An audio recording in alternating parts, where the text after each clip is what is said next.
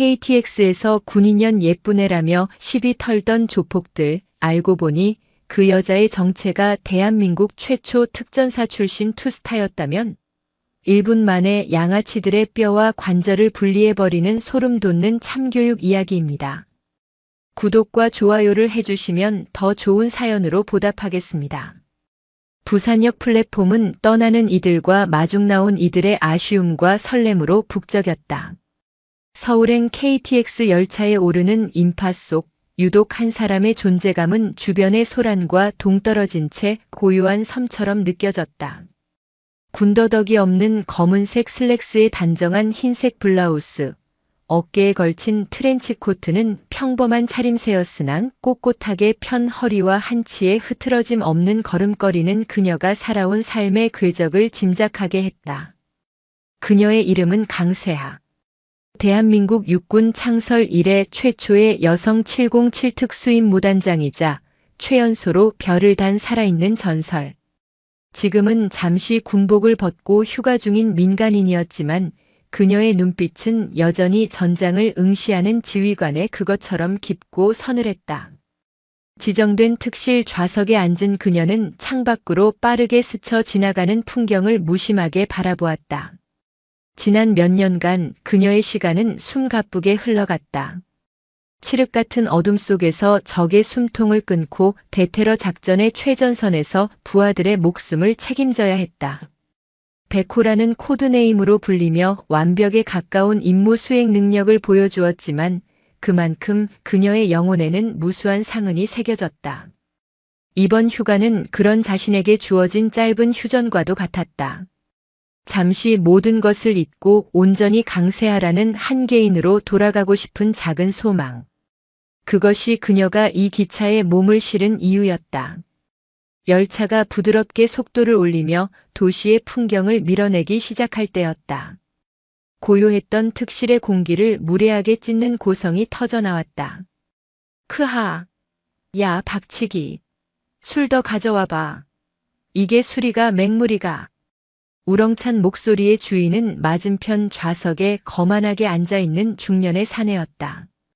짧게 깎은 머리에 군데군데 흉터가 팬 얼굴, 값비싼 브랜드의 옷을 걸쳤지만 온몸에서 풍기는 천박함은 감출 수 없었다. 그의 옆에는 누가 봐도 한패인 듯한 두 명의 남자가 더 있었다. 한 명은 이름처럼 머리가 유난히 크고 단단해 보이는 인상이었고 다른 한 명은 병적으로 마른 체구에 날카로운 눈빛을 하고 있었다. 그들은 부산을 근거지로 활동하는 악명 높은 폭력 조직 신세계파의 행동대장 황도철과 그의 수족들인 박치기와 김칼이었다. 황도철 일당은 아랑곳하지 않고 판을 벌였다. 준비해온 양주를 종이컵에 따라 마시며 안주로 가져온 마른 오징어를 질겅질겅 씹어댔다. 그들이 내뱉는 욕설과 웃음소리는 특실 전체를 울렸다.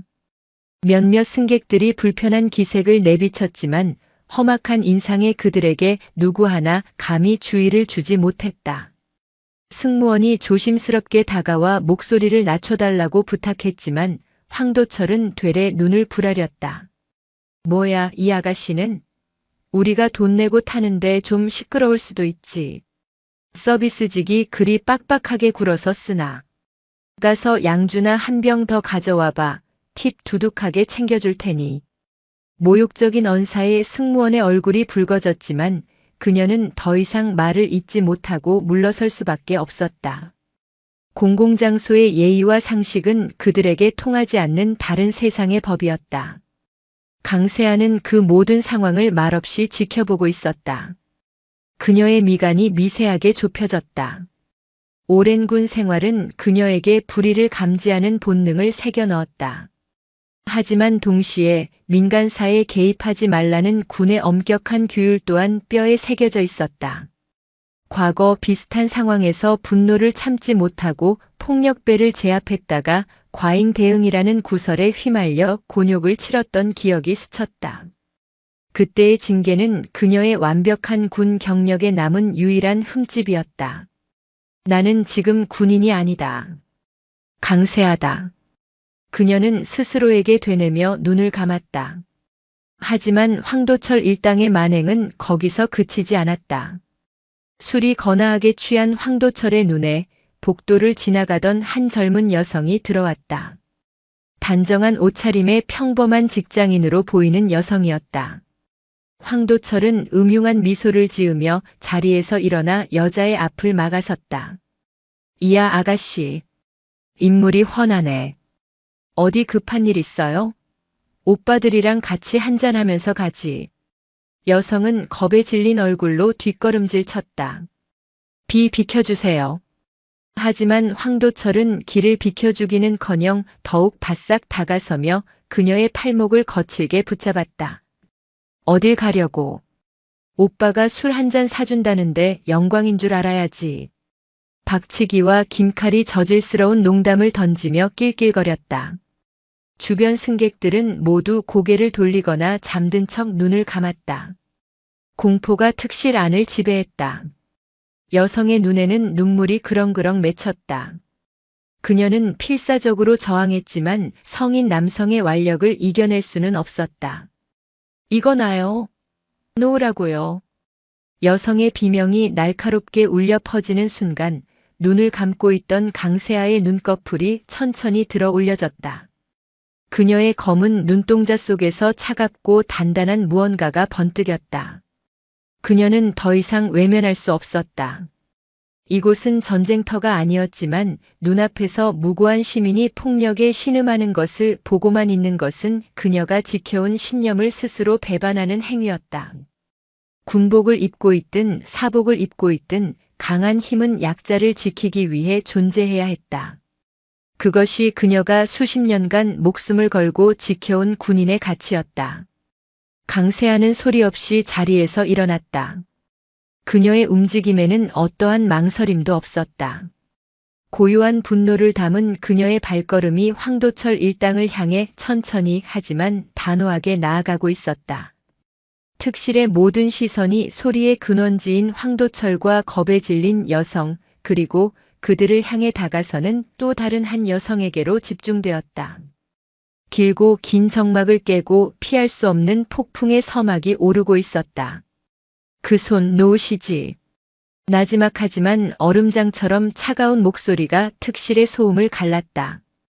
황도철이 붙잡은 여성의 비명과 그의 저질스러운 웃음소리, 그리고 다른 승객들의 불안한 침묵을 한순간에 베어버리는 듯한 목소리였다. 황도철은 고개를 돌려 목소리의 주인을 확인했다. 그의 눈에 들어온 것은 단정한 차림에 그러나 어딘지 모르게 범접할 수 없는 기운을 풍기는 중년의 여성이었다.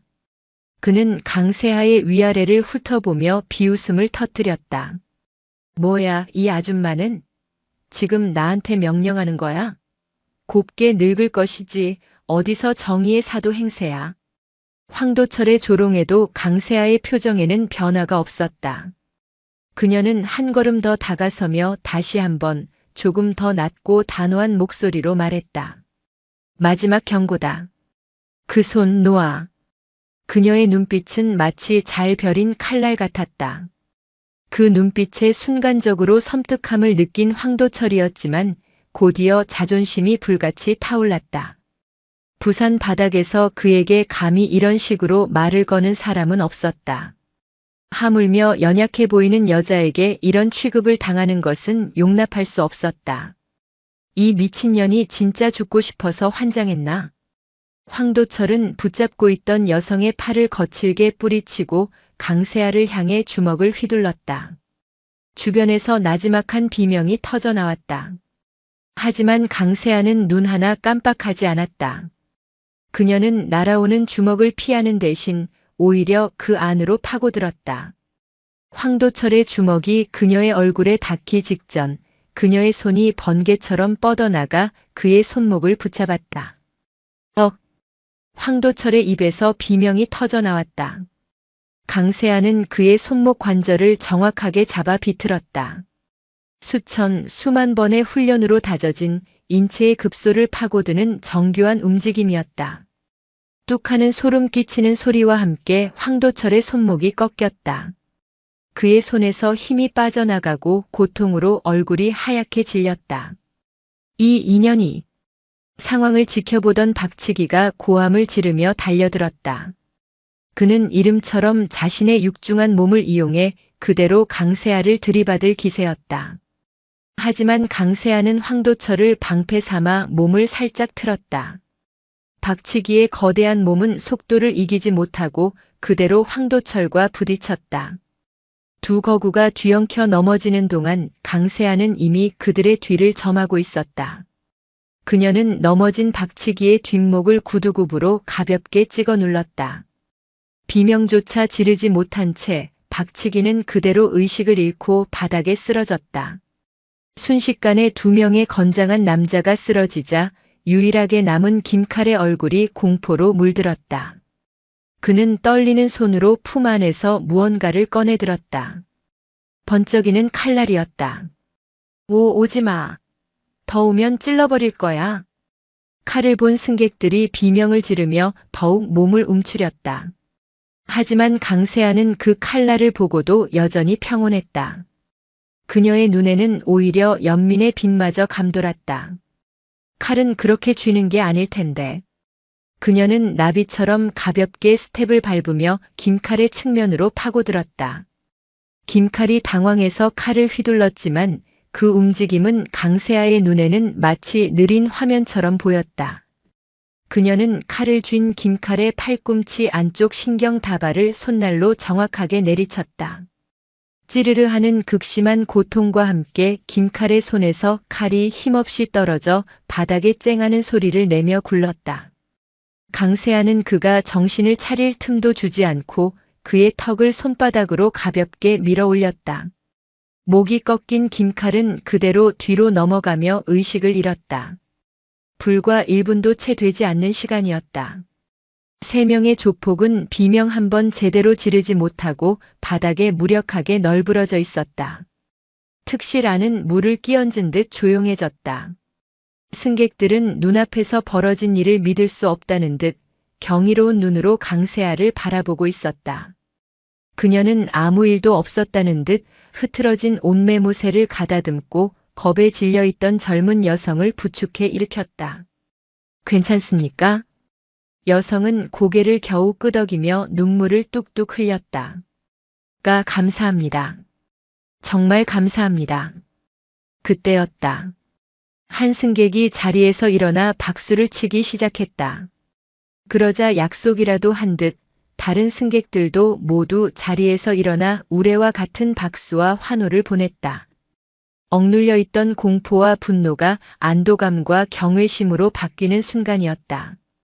승객들의 박수 소리가 특실을 가득 메우는 동안 강세아는 그저 묵묵히 창밖을 바라볼 뿐이었다. 열차는 잠시 후 가장 가까운 대전역에 비상 정차했다. 신고를 받고 출동한 철도 경찰들이 들이닥쳐 난장판이 된 현장을 수습했다. 의식을 차린 황도철 일당은 손목이 부러지고 온몸에 타박상을 입은 채 앓는 소리를 내며 경찰에게 끌려나갔다. 그들은 끌려나가는 순간까지도 강세아를 향해 악에 바친 고함을 질러댔다. 저 미친년이 먼저 우릴 공격했다고. 가만 안 둬, 개 같은 년. 강세아는 참고인 조사를 위해 경찰과 함께 하차해야 했다. 그녀가 열차에서 내리자 특실에 있던 모든 승객이 창문에 붙어 서서 그녀를 향해 다시 한번 고마움의 박수를 보냈다. 그녀를 구해준 젊은 여성은 눈물 젖은 얼굴로 연신 고개를 숙였다. 대전역 플랫폼에 선 강세아는 자신이 방금 저지른 일을 담담하게 복귀했다. 또다시 군의 규율을 어겼다. 분명 복귀하면 문책이 뒤따를 것이다. 어쩌면 이번 일로 불명예스럽게 군복을 벗게 될지도 모른다. 하지만 그녀의 마음속에는 후회 대신 기묘한 평온함이 자리 잡고 있었다. 힘없는 여자의 비명, 공포에 질린 사람들의 눈빛, 그리고 그들을 지켜냈다는 작은 안도감. 그것으로 충분했다. 플랫폼에 부는 차가운 바람을 맞으며 강세아는 조용히 눈을 감았다. 강철 같은 나비의 날갯짓은 이제 막 시작되었을 뿐이었다. 대전역 철도 경찰대 조사실의 공기는 무겁고 탁했다. 강세아는 담담한 표정으로 맞은편에 앉은 조사관을 마주했다. 그녀는 KTX 특실에서 일어난 모든 일을 군더더기 없이 사실 그대로 진술했다. 황도철 일당이 먼저 소란을 피웠고 젊은 여성을 성추행하며 폭력을 행사하려 했으며 자신은 그것을 막기 위한 최소한의 방어 조치를 했을 뿐이라고. 그녀의 진술은 논리정연했고 목소리에는 한치의 흔들림도 없었다. 조사관 역시 처음에는 그녀의 말을 신뢰하는 듯 했다. 함께 조사를 받으러 온 피해 여성과 KTX 열차팀장 오정택 씨의 증언도 모두 강세아의 진술과 일치했다. 열차에 탑승했던 다른 승객들 몇몇도 자발적으로 남아 그녀의 용감한 행동을 증언해 주었다. 모든 정황이 강세아에게 유리하게 돌아가는 듯 보였다. 하지만 상황은 예상치 못한 방향으로 흘러가기 시작했다. 병원으로 후송되었던 황도철 일당이 변호사를 대동하고 나타나면서부터였다. 그들은 자신들이야말로 아무 이유 없이 무차별 폭행을 당한 피해자라고 주장했다. 황도철은 팔에 깁스를 한 채 고통스러운 표정을 지으며 강세아가 먼저 시비를 걸고 일방적으로 폭력을 행사했다고 목소리를 높였다. 그 여자가 갑자기 다가와서 우리한테 시비를 걸었어요. 그냥 조용히 술 좀 마신 게 전부인데 다짜고짜 주먹을 휘둘렀다고요. 보십시오. 제 팔이 이렇게 부러졌습니다. 이건 명백한 폭행, 아니 살인 미수입니다. 그들의 변호사는 전치 8주에 달하는 황도철의 진단서와 다른 조직원들의 상해 진단서를 증거로 제출했다. 그리고 교묘하게 말을 비틀었다. 제 의뢰인들이 다소 소란스러웠던 점은 인정합니다. 하지만 그렇다고 해서 이런 무자비한 폭력을 당할 이유는 없습니다. 피의자는 특수부대 출신 장교라고 들었습니다. 살상 기술을 훈련받은 전문가가 민간인에게 이런 식의 폭력을 행사한 것은 명백한 과잉 대응이며 특수폭행에 해당합니다. 거짓말은 뻔뻔했고 논리는 교활했다. 여기에 황도철이 속한 조직 신세계파에 보이지 않는 힘이 작용하기 시작했다. 지역 언론들이 이 사건에 관심을 보이기 시작했고 얼마 지나지 않아 자극적인 제목의 기사들이 인터넷을 도배했다. 단독 KTX 난동 사건 알고 보니 현역 장성의 민간인 무차별 폭행. 특전사 출신 투스타 여장군 술 취한 승객에게 무자비한 폭력 행사 논란. 과잉 진압인가 정당 방위인가 피해자 전치 8주 중상. 기사들은 황도철 일당의 일방적인 주장과 그들의 상해 진단서를 근거로 작성되었다. 강세아가 그들을 제압할 수밖에 없었던 전후 사정은 철저히 무시되었다. 대신 살인 병기로 훈련받은 엘리트 군인이 분노를 조절하지 못하고 민간인에게 폭력을 휘둘렀다는 자극적인 프레임이 씌워졌다. 순식간에 그녀는 시민을 구한 영웅에서 잔혹한 폭력 가해자로 둔갑했다. 세상의 여론은 무섭게 들끓었다. 특히 여성 장군이라는 타이틀은 사람들의 편견과 호기심을 자극하기에 충분했다. 인터넷 댓글에는 그녀를 향한 무분별한 비난과 조롱이 쏟아졌다. 군인이 벼슬이야? 민간인을 저렇게 패도 되는 건가? 여자라고 봐주면 안 된다. 똑같이 처벌해라. 아무리 조폭이라도 저건 너무 심했네. 군대에서 사람 패는 것만 배웠나? 진실을 증언해 주었던 피해 여성과 KTX 팀장, 그리고 다른 승객들의 목소리는 거대한 거짓의 파도에 묻혀버렸다. 오히려 그들은 황도철 측으로부터 위증을 하면 가만두지 않겠다는 협박에 시달려야 했다. 소속 부대인 육군본부도 발칵 뒤집혔다. 군의 명예가 실추되었다는 비난이 빗발쳤다. 국방부는 즉각 강세아를 모든 직위에서 해제하고 무기한 대기 발령 조치를 내렸다. 사실상 군복을 벗으라는 무언의 압력이었다. 그녀가 평생을 바쳐 지켜온 군은 진실을 규명하려 하기보다는 서둘러 그녀를 꼬리 자르기 함으로써 논란을 잠재우려 했다. 강세아는 자신의 작은 아파트로 돌아왔다. 휴가를 떠날 때와 똑같은 공간이었지만 모든 것이 낯설고 차갑게 느껴졌다. 텔레비전을 켜면 자신의 얼굴이 범죄자인 양 모자이크 처리된 채 뉴스를 장식하고 있었고 휴대폰은 쉴 새 없이 울려대는 기자들의 전화로 뜨거웠다. 그녀는 모든 연락을 끊고 스스로를 고립시켰다. 세상은 그녀에게 등을 돌렸다. 그녀가 지키고자 했던 법과 정의는 오히려 그녀를 겨누는 칼날이 되어 돌아왔다. 불합리함과 배신감에 숨이 막혔다. 평생을 국가와 국민을 위해 헌신했지만 돌아온 것은 차가운 외면과 손가락질 뿐이었다. 그녀는 처음으로 자신이 걸어온 길에 대해 깊은 회의감에 빠졌다. 그날 KTX에서 자신이 대체 무엇을 위해 일어섰던가? 과연 그 선택은 옳았던 것일까? 깊은 절망의 늪에서 허우적거리던 어느 날 저녁 초인종이 울렸다. 문을 열자 그곳에는 KTX에서 그녀의 도움을 받았던 젊은 여성 최유나와 열차 팀장 오정택이 서 있었다. 그들의 얼굴에는 미안함과 결연한 의지가 동시에 서려 있었다. 소장님 죄송합니다. 저희가 너무 무력했습니다. 오정택 팀장이 먼저 고개를 숙였다. 최유나가 눈물을 글썽이며 말했다. 아니에요. 저희가 이렇게 있으면 안 될 것 같아요. 소장님께서 저희를 지켜주셨는데 이제 저희가 소장님을 지켜드려야죠. 저희가 아는 모든 진실을 세상에 알리겠습니다. 어떤 협박이 있더라도 저희가 소장님 곁에 서겠습니다. 그들의 진심 어린 눈빛을 마주하는 순간 강세아의 텅 비어있던 가슴 속에 작은 불씨 하나가 피어올랐다.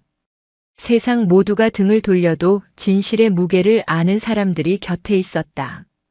이 싸움은 아직 끝나지 않았다.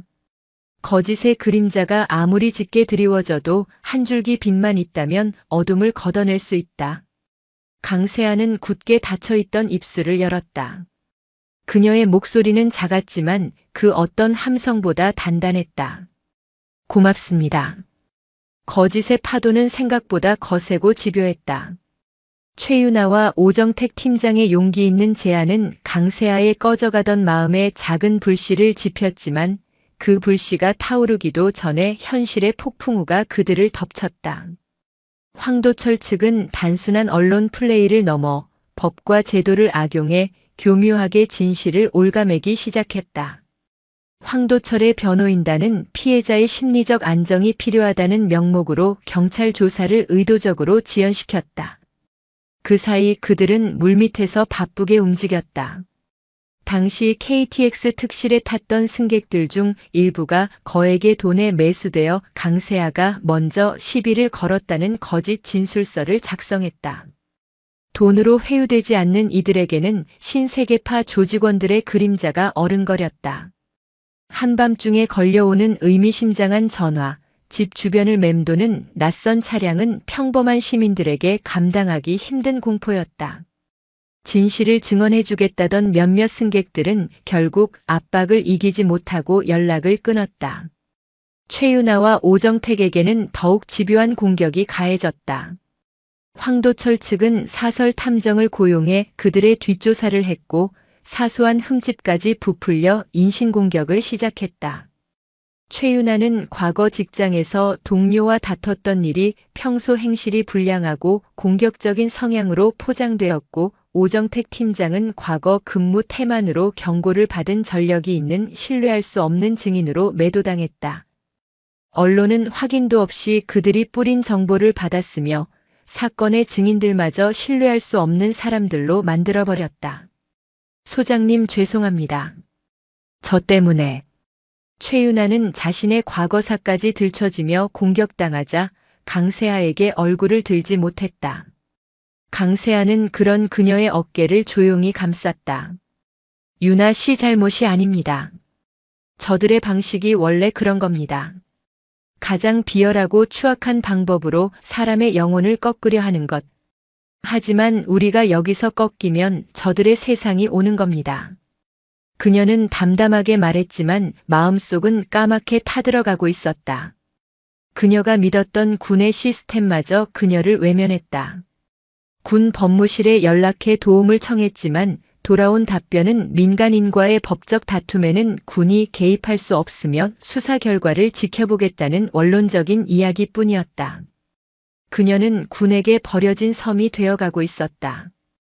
홀로 거대한 폭력 조직과 부패한 언론, 그리고 싸늘한 여론을 상대로 싸워야 하는 절망적인 상황이었다. 그날 밤 강세아는 잠 못 이루고 낡은 군장을 열었다. 그 안에는 지난 수십 년간의 군 생활의 흔적이 고스란히 담겨 있었다. 달아빠진 베레모, 손때 묻은 작전 지도, 그리고 빛바랜 사진 한 장. 사진 속에는 앳된 대위 시절의 그녀가 온통 흙먼지를 뒤집어 쓴 채 환하게 웃는 한 청년과 어깨동무를 하고 있었다. 10년 전 해적들에게 피랍된 우리 국민 구출 작전이 벌어졌던 소말리아의 어느 항구였다. 당시 정부는 외교적 마찰을 우려해 무력 투입을 망설이고 있었다. 인질들의 목숨이 경각에 달린 상황, 상부의 최종 승인이 떨어지지 않았음에도 현장 지휘관이었던 강세아는 독단으로 침투를 감행했다. 작전은 성공했지만 마지막 순간 적의 총탄이 한 인질을 향했다. 그녀는 본능적으로 몸을 날려 그를 감쌌고 총알은 그녀의 어깨를 관통했다. 그녀의 결단과 희생 덕분에 모든 인질은 무사히 구출되었지만 그녀는 명령 불복종으로 중징계를 받아야 했다. 사진 속의 청년이 바로 그녀가 목숨을 걸고 구했던 외교관 진우혁이었다. 그에게는 법조계에서 이름난 변호사인 누나가 있었다. 그때의 인연이 문득 뇌리를 스쳤지만 강세아는 이내 고개를 저었다. 지난 일로 개인적인 도움을 청하는 것은 그녀의 자존심이 허락하지 않았다. 바로 그때 낯선 번호로 전화가 걸려왔다. 기자들의 전화일 것이라 생각해 받지 않으려다 망설임 끝에 통화 버튼을 눌렀다. 여보세요. 강세아 소장님 맞으십니까? 수화기 너머로 들려온 것은 차분하고 지적인 여성의 목소리였다. 누구시죠? 제 소개가 늦었습니다. 저는 진서연 변호사라고 합니다. 10년 전 소말리아에서 제 동생 진우혁의 목숨을 구해주신 분. 기억하십니까? 순간 강세아의 심장이 쿵 하고 내려앉았다. 진서연. 사진 속 청년의 누나. 그녀는 어떻게 자신의 연락처를 알고 전화를 걸어온 것일까? 강세아가 대답을 망설이는 사이 진서연 변호사가 말을 이었다. 그녀의 목소리에는 단단한 분노와 흔들림 없는 신뢰가 담겨 있었다. 지금 겪고 계시는 일 기사로 모두 접했습니다. 세상이 소장님께 등을 돌리고 군마저 소장님을 외면하고 있다는 것도 알고 있습니다. 분노가 치밀어 견딜 수가 없었습니다. 10년 전 소장님께서 제 동생을 구하지 않으셨다면 우리 가족은 평생을 지옥 속에서 살았을 겁니다. 소장님은 제 가족의 생명의 은인입니다. 그런데 그런 분이 지금 홀로 이런 부당한 일을 겪고 계시는 것을 제가 모른 척할 수는 없습니다. 진서연 변호사의 목소리가 점차 격앙되었다. 소장님, 이것은 소장님 혼자만의 싸움이 아닙니다. 제게도 갚아야 할 빚이 있습니다. 부디 제가 그 빚을 갚을 기회를 주십시오. 소장님의 변호를 제가 맡게 해주십시오. 세상의 모든 거짓과 불의에 맞서 제가 소장님의 가장 날카로운 창과 가장 단단한 방패가 되어드리겠습니다. 그녀의 말 한마디 한마디는 강세아의 얼어붙었던 심장을 녹이는 불길과 같았다. 고립무원의 성에 갇혀있던 그녀에게 세상에서 가장 강력한 동맹군이 나타난 순간이었다. 강세아는 자신도 모르게 뜨거워지는 눈시울을 느끼며 수화기를 고쳐 잡았다. 절망의 잿더미 속에서 마침내 반격의 봉화가 오르고 있었다. 서울 서초동의 한적한 골목에 위치한 법무법인 정연. 진서연 변호사의 사무실은 그녀의 성격을 그대로 보여주는 듯 화려하진 않지만 모든 것이 정갈하고 기능적으로 배치되어 있었다. 그녀는 국내 최고의 언론 중재 및 위기관리 전문 변호사로 수많은 대기업과 유명인들의 법적 분쟁을 승리로 이끈 전적이 있었다. 그녀가 지닌 가장 강력한 무기는 날카로운 법리와 여론의 흐름을 읽고 전세를 뒤집는 탁월한 전략이었다. 소장님, 지금부터는 전쟁입니다. 법정이라는 총성 없는 전쟁이죠. 진서연은 강세하와 최윤아, 오정택 팀장을 자신의 사무실로 불러 모았다. 그녀의 눈빛은 부드러웠지만 그 안에 담긴 의지는 강철처럼 단단했다. 그녀는 거대한 화이트보드에 사건의 개요와 인물 관계도를 그려나가기 시작했다. 우리의 적은 단지 황도철 일당이 아닙니다. 그들 뒤에 있는 폭력 조직 신세계파, 그들에게 돈을 받고 거짓을 퍼뜨리는 부패한 언론, 그리고 그 모든 것에 무관심하거나 현혹된 대중. 이 모든 것이 우리의 적입니다. 그녀의 분석은 냉철하고 정확했다. 감정에 호소하는 것만으로는 이길 수 없는 싸움이었다. 필요한 것은 누구도 반박할 수 없는 명백하고 결정적인 증거였다. 첫 번째 목표는 KTX 특실 내부의 CCTV 영상입니다. 황도철 측은 아마 영상이 없거나 고장났다고 주장할 겁니다. 하지만 이건 상식 밖의 일이죠. 지금 철도 경찰이 확보하고 있는 영상은 분명 원본이 아닐 가능성이 높습니다. 제가 정보보존 가처분 신청을 통해 코레일 본사의 서버 원본 데이터에 대한 접근 권한부터 확보하겠습니다. 진서연의 지시는 군사작전을 방불케 했다. 그녀는 즉시 법적 절차에 착수했고 동시에 강세하는 자신만의 방식으로 움직이기 시작했다. 그녀는 군 정보부대에서 잔뼈가 굵은 옛 부하에게 연락을 취했다. 지금은 민간 보안업체에서 최고의 실력자로 인정받는 인물이었다. 강철중 중령 나달. 단결. 소장님, 무슨 일이십니까? 수화기 너머로 들려오는 쩌렁쩌렁한 목소리에는 여전한 충성심이 묻어 있었다. 강세하는 길게 설명하지 않았다. 부산 신세계파 행동대장 황도철. 그자의 모든 것을 알아봐줘. 약점, 비리, 돈의 출처, 주변 인물. 먼지 한 톨까지 전부 다. 소장님, 염려 마십시오. 제 모든 역량을 동원해 그놈들 바닥까지 샅샅이 파내겠습니다. 그렇게 두 개의 전선이 형성되었다. 진서연은 법과 제도의 틀 안에서 정면 돌파를, 강세하는 정보전의 방식으로 적의 배후를 파고들기 시작했다. 최윤아와 오정택 팀장도 가만히 있지 않았다. 그들은 당시 KTX에 탔던 승객들의 명단을 확보하기 위해 동분서주했다. 코레일 측의 비협조적인 태도에 부딪혔지만 오정택 팀장은 자신의 모든 인맥을 동원해 끈질기게 설득했다. 며칠 후 작은 성과들이 하나둘씩 모이기 시작했다. 진서연은 법원으로부터 코레일 서버 데이터에 대한 증거보전 결정을 받아내는 데 성공했다. 동시에 강철중으로부터 황도철에 대한 1차 보고서가 도착했다. 보고서의 내용은 충격적이었다. 황도철은 단순한 조폭 행동대장이 아니었다. 그는 불법 도박 사이트 운영, 사채업, 유흥업소 갈취 등 온갖 범죄를 통해 막대한 부를 축적했으며 그 과정에서 수많은 피해자를 양산한 악질 중의 악질이었다.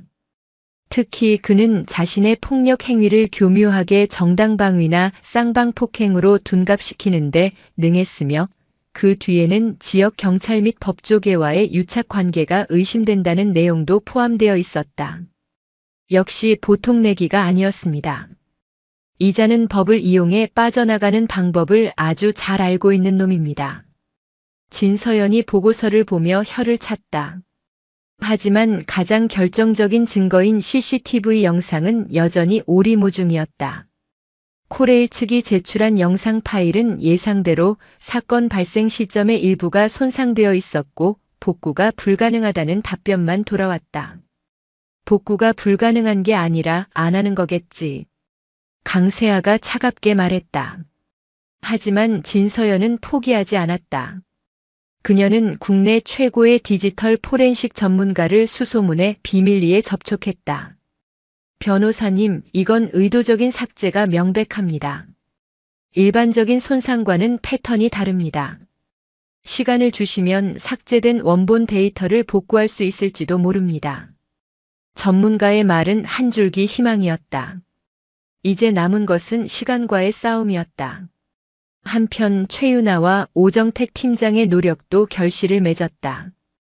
그들은 수십 명의 탑승객에게 일일이 연락을 돌린 끝에 마침내 결정적인 제보를 받았다.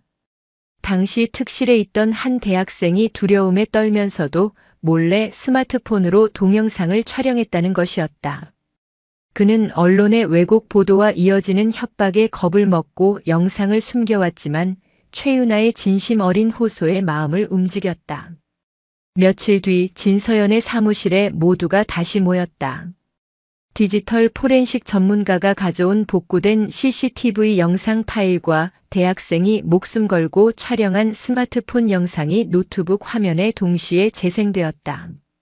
CCTV 영상은 화질이 좋지는 않았지만 당시의 상황을 전체적으로 보여주기에 충분했다. 황도철이 최윤아의 팔을 거칠게 잡아 끄는 장면, 그녀가 저항하자 얼굴을 때리려는 듯 손을 치켜드는 장면이 명백하게 찍혀 있었다. 그리고 대학생의 스마트폰 영상은 더욱 결정적이었다. 비록 흔들리고 각도가 완벽하지는 않았지만 겁에 질린 최윤아의 목소리와 황도철 일당의 저속한 욕설, 그리고 김칼이 품에서 칼을 꺼내 번쩍이는 장면까지 생생하게 녹음되어 있었다. 영상을 보던 모두의 입에서 탄식이 터져나왔다. 이것은 누구도 부인할 수 없는 진실 그 자체였다. 황도철 일당이 퍼뜨린 모든 거짓말을 한 방에 뒤집어 버릴 수 있는 강력한 무기였다. 진서연의 얼굴에 비장한 미소가 떠올랐다. 강세아는 말없이 주먹을 꽉 쥐었다. 그녀의 눈은 마치 먹잇감을 발견한 백호처럼 차갑고 맹렬하게 빛나고 있었다. 보이지 않는 전장에서의 길고 지루했던 탐색전과 정보전이 끝나고 이제 모든 것을 건 총공세의 시간이 다가오고 있었다. 다음 날 오전 대한민국은 발칵 뒤집혔다. 진서연 변호사의 이름으로 각 언론사에 KTX 여장군 폭행 사건의 진실이라는 제목의 기자회견 예고 이메일이 발송된 것이다. 기자회견 장소는 한국프레스센터. 이메일에는 모든 거짓을 잠재울 단 하나의 진실을 공개하겠다는 짧지만 강렬한 문구가 담겨 있었다. 사건의 당사자인 강세아 소장이 직접 나선다는 소식에 언론은 벌집을 쑤신 듯 들끓었다. 그동안 숱한 의혹과 비난에도 묵묵부답으로 일관하던 그녀가 전면에 나서는 이유가 무엇인지, 과연 어떤 반전 카드를 들고 나올 것인지에 모든 관심이 집중되었다. 기자회견 당일 프레스센터는 수백 명의 취재진으로 발 디딜 틈이 없었다. 카메라 플래시가 쉴 새 없이 터졌고 기자들은 저마다 좋은 자리를 차지하기 위해 몸싸움을 벌였다. 약속된 시간이 되자 기자회견장의 문이 열리고 진서연 변호사와 굳은 표정의 최윤아, 오정택 팀장이 먼저 단상에 올랐다. 그리고 마지막으로 모두의 시선이 집중된 가운데 강세아 소장이 모습을 드러냈다. 그녀는 사복이 아닌 각 잡힌 대한민국 육군 소장의 정복 차림이었다. 어깨의 은빛 별 계급장은 조명 아래 눈부시게 빛났고 가슴에는 그녀가 평생을 조국에 헌신하며 받은 훈장들이 달려 있었다. 그녀의 얼굴에는 피의자의 낙인이나 패배자의 그늘 대신 수많은 전투를 승리로 이끈 지휘관의 위엄과 확신이 서려 있었다. 그녀의 등장만으로도 장내의 소란스럽던 공기가 무겁게 가라앉았다. 먼저 마이크를 잡은 것은 진서연 변호사였다. 그녀는 차분하지만 힘있는 목소리로 입을 열었다. 이 자리에 와주신 기자 여러분께 감사드립니다. 지금부터 저희는 그동안 언론에 의해 철저히 왜곡되고 여론에 의해 무참히 난도질당했던 KTX 사건의 진실을 밝히고자 합니다. 진서연은 황도철이 제출한 상해 진단서의 허점과 그가 과거에도 유사한 방식으로 자신의 폭행 혐의를 벗어났던 전과 기록들을 프리젠테이션 화면에 띄우며 조목조목 반박했다. 그녀는 황도철이 단순한 술 취한 사업가가 아닌 수많은 전과를 지닌 폭력 조직 신세계파의 핵심 인물임을 명백히 밝혔다. 다음은 최윤아였다. 그녀는 마이크 앞에서 떨리는 목소리로 하지만 눈물을 참으며 자신이 겪었던 끔찍한 순간을 증언했다. 저는 그저 평범한 직장인이었습니다. 그날 KTX에서 그들에게 붙잡혀 성희롱과 폭행을 당했을 때 저는 세상에 저 혼자만 남겨진 것 같은 공포를 느꼈습니다. 모든 사람이 외면할 때 강세아 소장님만이 제게 손을 내밀어 주셨습니다. 그런데 어떻게 저를 구해준 영웅이 하루아침에 폭행범이 될 수 있습니까? 그녀의 진심 어린 절규에 장내는 숙연해졌다. 오정택 팀장 역시 당시 상황을 상세히 증언하며 코레일 측이 사건을 축소하려 했던 정황과 황도철 측으로부터 받은 압박에 대해 모두 폭로했다. 그리고 마침내 기자회견의 하이라이트가 찾아왔다. 지금부터 여러분께 그날의 진실이 담긴 영상을 공개하겠습니다. 진서연의 말이 끝나자마자 단상 뒤편의 거대한 스크린에 영상이 재생되기 시작했다. 복구된 KTX CCTV 영상과 대학생이 촬영한 스마트폰 영상이 동시에 편집되어 상영되었다. 시끄러운 소음 속에서 황도철 일당이 최윤아를 희롱하는 장면, 그녀의 비명, 그리고 김칼이 번쩍이는 칼을 꺼내 드는 장면까지. 모든 것이 너무나도 선명했다. 특히 군발이년 예쁘네라며 강세아를 조롱하던 목소리와 칼을 들고 내년 오늘 여기서 뼈도 못 추린다고 협박하던 음성까지 고스란히 담겨 있었다. 장내에는 충격적인 정적이 흘렀다. 영상을 보는 기자들의 얼굴에는 경악과 부끄러움이 교차했다. 자신들이 그동안 얼마나 무책임한 펜을 휘둘렀는지 깨닫는 순간이었다. 영상이 끝나고 마침내 강세아가 마이크 앞에 섰다. 그녀는 준비해온 원고 없이 그저 담담하게 기자들을 그리고 카메라 너머의 국민들을 응시하며 입을 열었다. 저는 대한민국 군인입니다. 군인은 국가와 국민의 생명과 재산을 보호하라는 명령을 받고 그 명령을 수행하기 위해 목숨을 겁니다. 그날 KTX에서 저는 제 눈앞에서 위협받는 한 명의 국민을 보았습니다. 그 순간 제게 선택지는 없었습니다. 군복을 입고 있든 입고 있지 않든 제복의 무게는 계급이나 명예가 아니라 제가 지켜야 할 국민의 무게이기 때문입니다. 그녀의 목소리는 조용했지만 그 어떤 웅변보다도 강력한 힘을 가지고 있었다. 지난 며칠간 저는 가해자라는 오명을 쓰고 세상의 비난을 받았습니다. 하지만 저는 단 한순간도 그날의 제 선택을 후회하지 않았습니다. 만약 같은 상황이 다시 온다 해도 저는 똑같이 행동할 것입니다. 그것이 제가 아는 군인의 명예이고 제가 배운 군인의 방식이기 때문입니다. 이 사건에 대한 모든 책임은 지휘관인 제가 지겠습니다. 하지만 부디 이 사건의 진실만은 바로 봐주시길 바랍니다. 연설이 끝나자 누가 먼저랄 것도 없이 박수가 터져 나왔다. 그것은 단순한 갈채가 아니었다. 진실 앞에 선 인간에 대한 경의였고 불의에 맞선 용기에 대한 찬사였다. 기자회견은 그야말로 대성공이었다.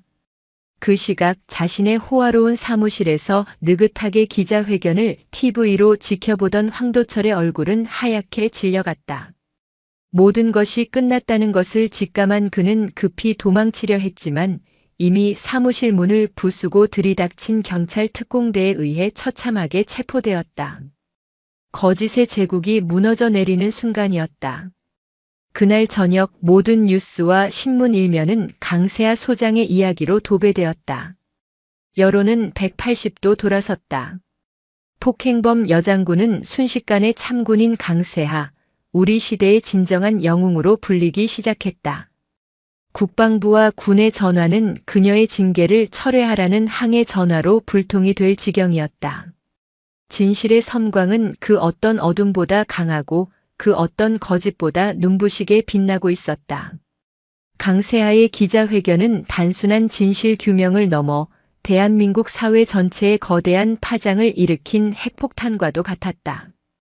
다음 날 아침 모든 신문의 일면은 약속이나 한 듯 군 정복을 입은 그녀의 당당한 사진과 함께 참군인 강세아 거짓의 성벽을 무너뜨리다와 같은 헤드라인으로 도배되었다. 밤새 인터넷을 달군 영상의 파급력은 실로 엄청났다.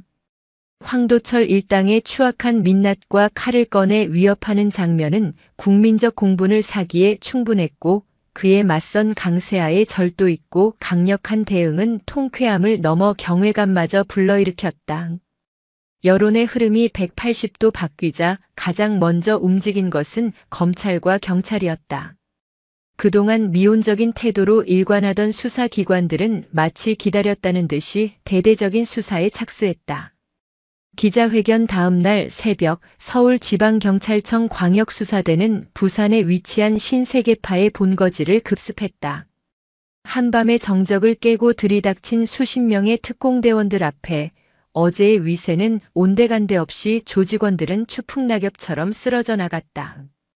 황도철의 사무실에서는 불법 사업 관련 장부와 차명 계좌 내역, 심지어 그가 지역 정관계 인사들에게 상납한 로비 리스트까지 발견되었다. 사건은 KTX 폭행 사건을 넘어 거대한 조직 폭력 범죄 카르텔의 실체를 밝히는 방향으로 확대되었다. 강세아의 옛 부하 강철중이 비밀리에 넘긴 정보는 수사의 기폭제가 되었다.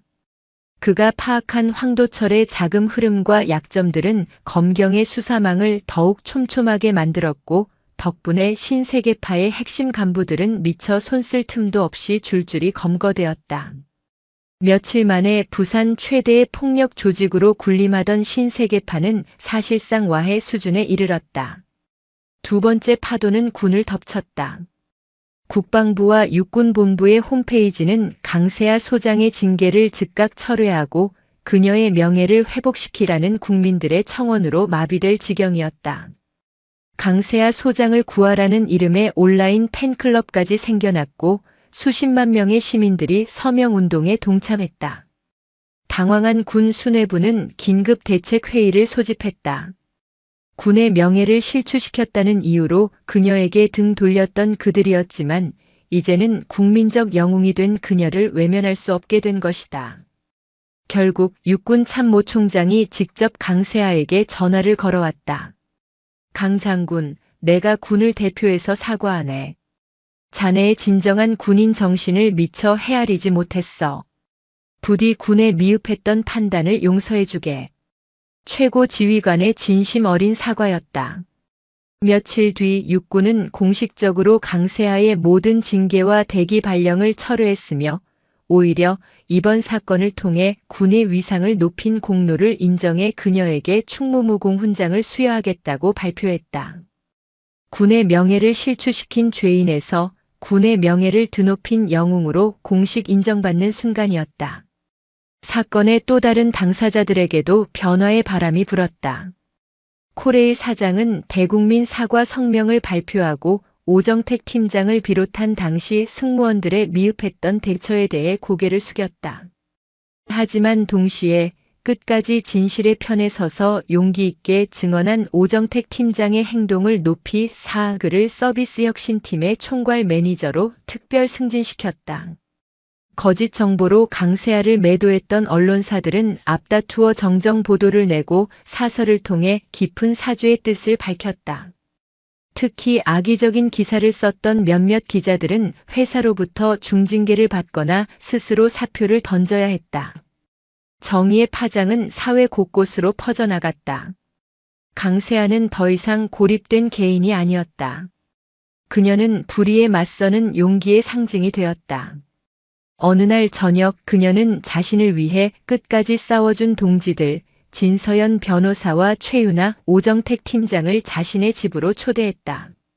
화려하지는 않지만 정갈하게 차려진 저녁 식탁에 마주 앉은 네 사람의 얼굴에는 평온한 미소가 감돌았다. 제가 한 것은 아무것도 없습니다. 소장님과 변호사님 그리고 팀장님이 계셨기에 가능했던 일입니다. 최윤아가 눈시울을 붉히며 말했다. 그녀는 더 이상 겁에 질린 피해자가 아니었다. 시련을 통해 한층 더 단단해진 그녀의 모습에서 강세아는 깊은 유대감을 느꼈다. 우리 모두가 함께 싸웠기에 이길 수 있었던 겁니다. 우리 네 사람은 앞으로도 서로에게 가장 든든한 전우가 될 겁니다. 강세아의 말에 모두가 고개를 끄덕이며 잔을 부딪혔다. 창밖으로는 서울의 야경이 아름답게 펼쳐져 있었다. 그 불빛 하나하나가 지켜야 할 국민들의 삶처럼 느껴졌다. 기나긴 어둠의 터널을 지나 마침내 그녀의 세상에 따뜻하고 밝은 빛이 스며들고 있었다. 정의는 때로 더디게 올지라도 결코 패배하지 않는다는 진리를 확인하는 밤이었다. 세상은 강세아를 영웅으로 추대했지만 정작 그녀 자신은 조용히 내면을 들여다보는 시간을 가졌다. 쏟아지는 스포트라이트와 찬사는 군인으로 살아온 그녀에게는 어색하고 불편한 갑옷과도 같았다. 각종 방송국의 출연 요청과 강연 제의가 빗발쳤지만 그녀는 대부분을 정중히 거절하고 오직 자신을 믿어준 사람들과의 관계를 다지는 데 집중했다. 그러던 어느 날 진서연 변호사로부터 저녁 식사 초대를 받았다. 그녀의 가족들이 강세아에게 꼭 감사 인사를 전하고 싶다는 것이었다. 약속 장소인 진서연의 집에 도착했을 때 문 앞에서 그녀를 맞이한 것은 10년 전 소말리아에서 구했던 이제는 늠름한 청년이 된 외교관 진우혁이었다. 소장님. 진우혁은 강세아를 보자마자 감격에 겨운 얼굴로 깊이 고개를 숙였다. 그의 눈에는 눈물이 그렁거렸다. 10년 만입니다. 하루도 소장님을 잊은 날이 없었습니다. 제게 두 번째 인생을 주신 분. 강세아는 말없이 그의 어깨를 두드려 주었다. 진서연의 부모님 역시 그녀의 손을 붙잡고 연신 고맙다는 말을 전했다. 그날 저녁 식사는 단순한 식사 자리가 아니었다.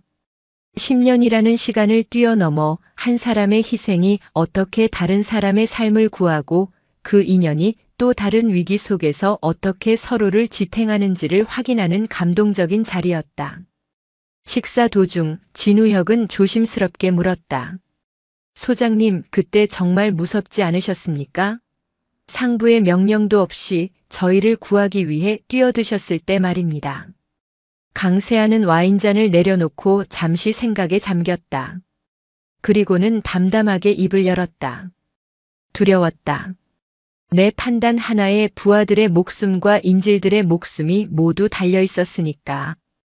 총알이 어깨를 꿰뚫었을 때는 죽을지도 모른다는 공포도 느꼈다. 그녀의 솔직한 고백에 모두가 숨을 죽였다. 하지만 그 두려움보다 더 큰 것이 있었다.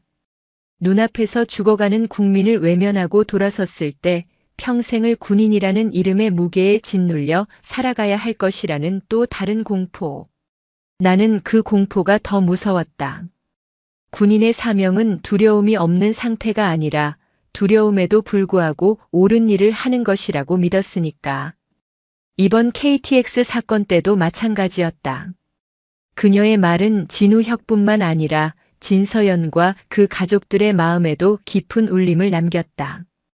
그녀의 힘과 용기는 타고난 것이 아니라 수많은 고뇌와 희생 속에서 스스로 단련해 온 것임을 깨닫게 된 순간이었다. 한편 황도철과 신세계파 조직원들에 대한 재판은 일사천리로 진행되었다. KTX 사건은 물론 그동안 저질러온 온갖 범죄 행위들이 백일하에 드러났다.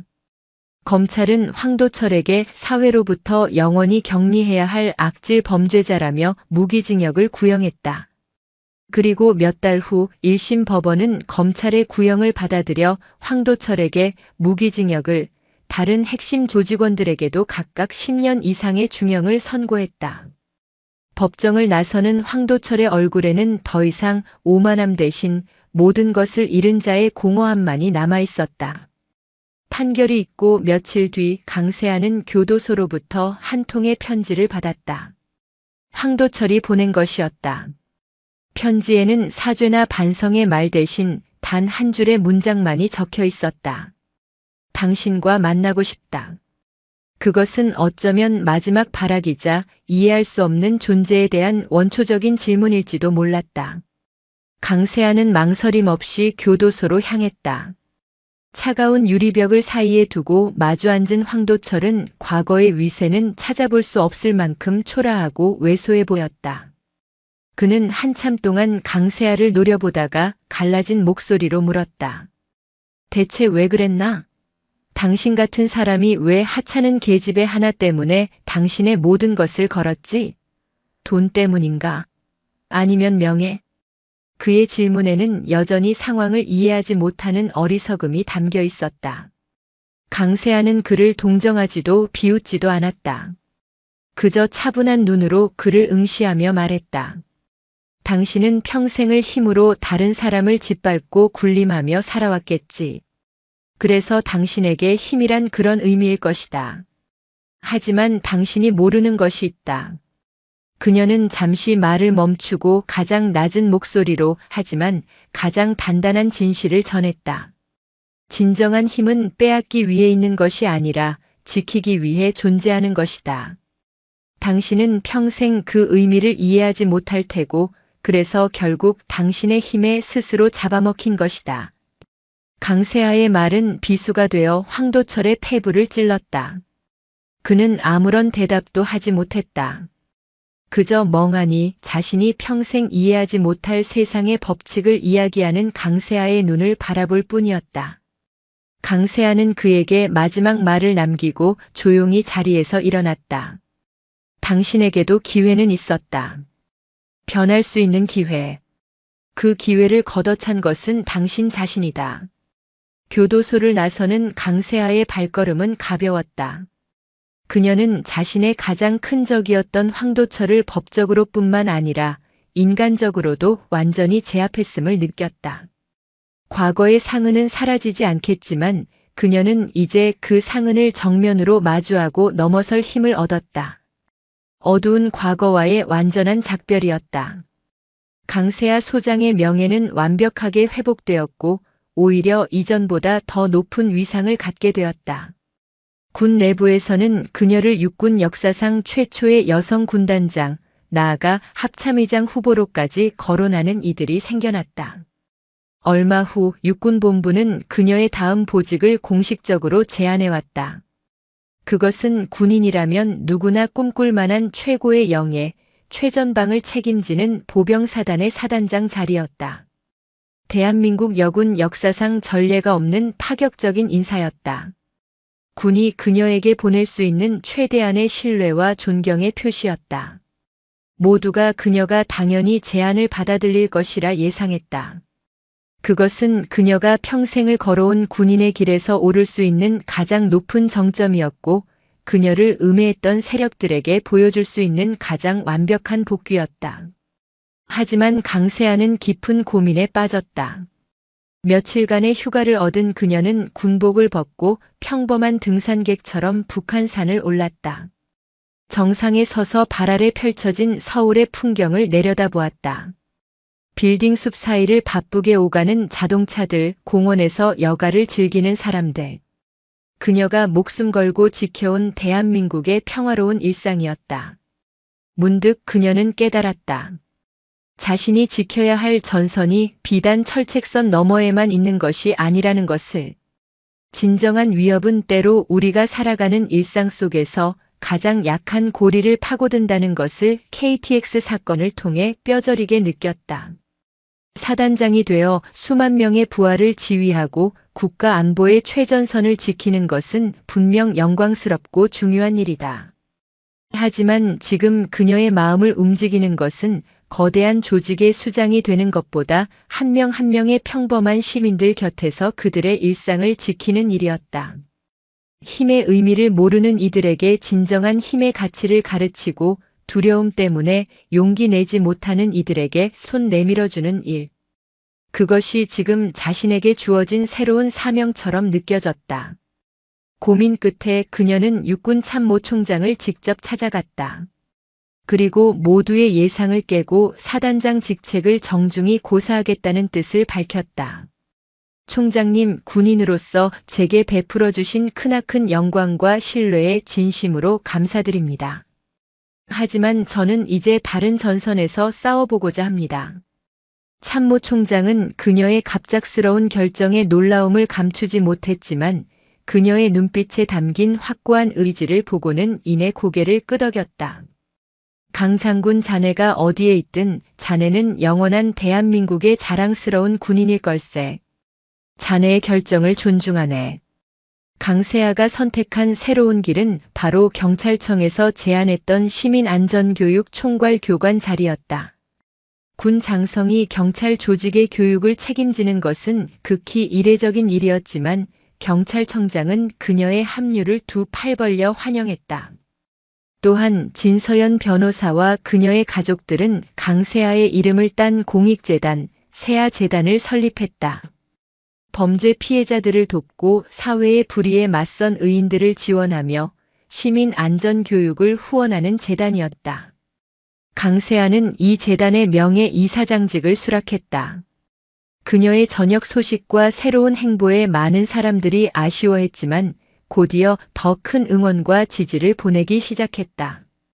그녀가 군이라는 울타리를 넘어 더 넓은 세상으로 나아가 더 많은 사람들을 지키려 한다는 것을 모두가 이해했기 때문이다. 몇 달 후 경찰교육원의 대강당. 수백 명의 신임 경찰관들과 시민들이 강세아의 첫 강의를 듣기 위해 자리를 가득 메우고 있었다. 단상에 선 그녀는 더 이상 별을 단 장군이 아니었지만 그 어떤 때보다 당당하고 빛나 보였다. 그녀는 자신의 경험을 바탕으로 위기 상황에서의 대처법과 진정한 용기의 의미에 대해 이야기했다. 여러분, 용기는 두려움이 없는 것이 아닙니다. 용기는 두려워서 도망치고 싶은 마음과 그럼에도 불구하고 맞서 싸워야 한다는 의무감 사이에서 후자를 선택하는 아주 작은 결단입니다. 여러분 한 명 한 명의 그 작은 결단이 모일 때 우리 사회는 더 안전하고 정의로운 곳이 될 것입니다. 그녀의 말은 교육생들의 가슴에 깊이 새겨졌다. 강의가 끝나자 우레와 같은 박수가 터져 나왔다. 그 박수 속에서 강세아는 객석에 앉아 환하게 웃고 있는 최유나와 오정택, 진서연, 진우혁의 얼굴을 발견했다.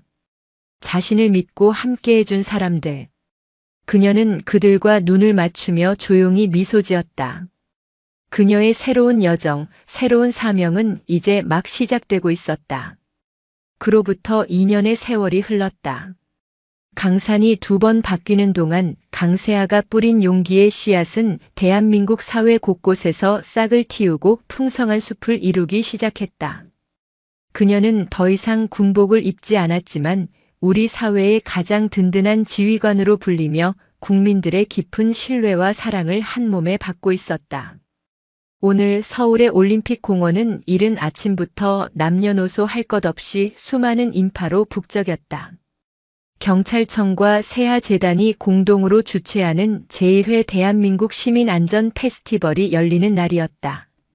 과거의 어둡고 무거웠던 사건을 잊지 않되 그것을 긍정적인 사회 변화의 동력으로 승화시키기 위해 기획된 이 행사는 이제 전국적인 축제로 자리 잡았다. 행사장의 중심 가장 넓은 잔디밭 광장에서 강세아는 수백 명의 시민들과 함께 호신술 시범을 보이고 있었다. 흰색 도복을 입은 그녀의 모습은 2년 전 군 정복을 입었을 때와는 또 다른 위엄과 부드러운 카리스마를 뿜어냈다. 그녀의 동작 하나하나에는 불필요한 힘이 들어가지 않았지만 상대의 힘을 역이용해 가볍게 제압하는 모습은 마치 한 마리 우아한 학의 춤사위 같았다. 그녀의 쉽고 명쾌한 설명에 아이부터 노인까지 모두가 즐겁게 호신술을 따라했고 광장에는 건강한 웃음소리가 가득했다. 중요한 것은 기술이 아닙니다. 위험한 상황에서 당황하지 않고 나는 나를 지킬 수 있다고 믿는 자신감입니다. 그 자신감이 여러분을 지키는 가장 강력한 무기가 될 것입니다. 그녀의 말이 끝나자 시민들 사이에서 뜨거운 박수가 터져 나왔다. 그녀는 이제 단순한 무술 교관이 아니었다. 사람들의 마음에 내재된 두려움을 걷어내고 스스로를 지킬 수 있다는 용기를 심어주는 심리적 지휘관이자 멘토였다. 행사장 한편에 마련된 특별 무대에서는 세아재단의 상임 이사가 된 최윤아가 마이크를 잡고 있었다. 2년 전 KTX에서 겁에 질려 떨던 평범한 직장인이었던 그녀는 이제 범죄 피해자들의 권익을 대변하는 가장 힘있는 목소리가 되어 있었다. 저는 한때 제 이름이 세상에 알려지는 것이 두려운 피해자였습니다. 하지만 저는 오늘 제 이름과 얼굴을 걸고 당당하게 이 자리에 섰습니다. 저를 일으켜 세워준 한 사람의 용기, 그리고 저를 믿고 지지해준 우리 사회의 따뜻함 덕분입니다. 세아재단은 이제 여러분 곁에서 단 한 명의 피해자도 홀로 고통받지 않도록 가장 든든한 방패가 되어드리겠습니다. 그녀의 연설에 많은 사람들이 눈시울을 붉혔다. 그녀의 변화는 그 자체로 절망에 빠진 이들에게 희망의 증거였다. 객석에서는 코레일의 최연소 서비스 혁신 본부장이 된 오정택 팀장이 흐뭇한 미소로 그녀를 바라보고 있었다. 그는 KTX 사건 이후 전국 모든 열차의 위기 상황 대응 매뉴얼과 승무원 특별 교육 프로그램을 도입해 세이프 코레일이라는 새로운 안전 문화를 정착시킨 공로를 인정받았다. 그의 곁에는 세아재단의 든든한 법률 후원자인 진서연 변호사와 얼마 전 최연소 아프리카 대사로 임명된 동생 진우혁이 나란히 앉아 있었다. 그들은 모두 각자의 위치에서 강세아가 보여준 용기와 헌신을 자신들의 방식으로 사회에 환원하고 있었다. 페스티벌의 대미를 장식한 것은 제1회 강세아 용기 장학금 수여식이었다. 진서연의 가족이 재단에 거액을 기부해 만들어진 이 장학금은 성적이나 재능이 아닌 일상 속에서 타인을 위해 용기를 낸 학생들에게 수여되는 특별한 장학금이었다. 올해의 첫 수상자는 18살의 한 여고생이었다. 그녀는 학교에서 집단 따돌림을 당하던 친구의 곁을 끝까지 지키고 가해 학생들의 잘못을 당당하게 선생님에게 알려 문제를 바로잡았다. 그 과정에서 자신도 따돌림을 당하는 어려움을 겪었지만 그녀는 결코 친구의 손을 놓지 않았다. 장학금 시상을 위해 무대에 오른 강세아는 수상 학생의 어깨를 따뜻하게 감싸주었다. 그리고 마이크 앞에 서서 오늘 행사의 마지막 연설을 시작했다. 그녀의 시선은 수상 학생을 넘어 미래의 희망인 수많은 젊은이들을 향해 있었다. 오늘 이 영광스러운 자리에 선 수상 학생에게, 그리고 이 자리에 함께한 모든 젊은 청춘들에게 한 가지만 이야기해주고 싶습니다. 저는 평생을 군인으로 살며 수많은 전투를 치렀습니다.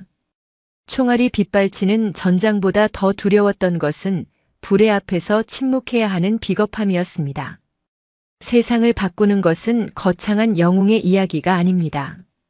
바로 오늘 이 학생이 보여준 것처럼 부당한 일을 보고 그건 옳지 않다고 말하는 작은 목소리, 도움이 필요한 친구의 손을 잡아주는 작은 행동. 바로 그 평범한 용기들이 모여 세상을 바꿉니다. 그녀는 잠시 숨을 고르고 가장 따뜻하고 힘있는 목소리로 말을 맺었다. 여러분 한 사람 한 사람이 바로 이 나라를 지키는 가장 강한 힘입니다. 부디 여러분 자신 안에 있는 그 위대한 용기를 믿으십시오. 그리고 기꺼이 서로의 용기가 되어 주십시오. 연설이 끝나자 올림픽 공원은 떠나갈 듯한 함성과 박수 소리로 가득 찼다. 그것은 한 사람의 영웅에게 보내는 찬사를 넘어 우리 모두의 마음속에 잠재된 선한 의지와 용기에 보내는 격려의 함성이었다. 행사가 모두 끝나고 저녁 노을이 공원을 붉게 물들릴 무렵 강세아는 홀로 언덕에 서서 축제의 여운을 느끼고 있었다. 그때 그녀의 곁으로 최윤아와 오정택, 진서연 남매가 다가왔다. 그들은 말없이 그녀의 곁에 서서 아름다운 노을을 함께 바라보았다. 피를 나눈 가족은 아니었지만 그들은 이미 세상 그 누구보다도 끈끈한 유대로 맺어진 또 하나의 가족이었다. 소장님 덕분에 제 인생이 완전히 바뀌었습니다. 아니, 우리 모두의 인생이 바뀌었죠. 진서연이 미소 지으며 말했다. 강세아는 고개를 저으며 나지막이 대답했다. 아닙니다. 나 또한 여러분 덕분에 비로소 진짜 내가 가야 할 길을 찾았습니다. 전우들과 함께하는 지금 저는 제 인생에서 가장 행복합니다. 그녀의 얼굴에는 과거 전장을 지휘하던 지휘관의 고독함 대신 소중한 사람들과 함께 미래를 만들어가는 이에 충만한 평화와 행복이 깃들어 있었다. 태양은 졌지만 그들이 함께 밝힌 용기라는 이름의 횃불은 결코 꺼지지 않고 세상의 밤을 영원히 밝혀줄 것이었다.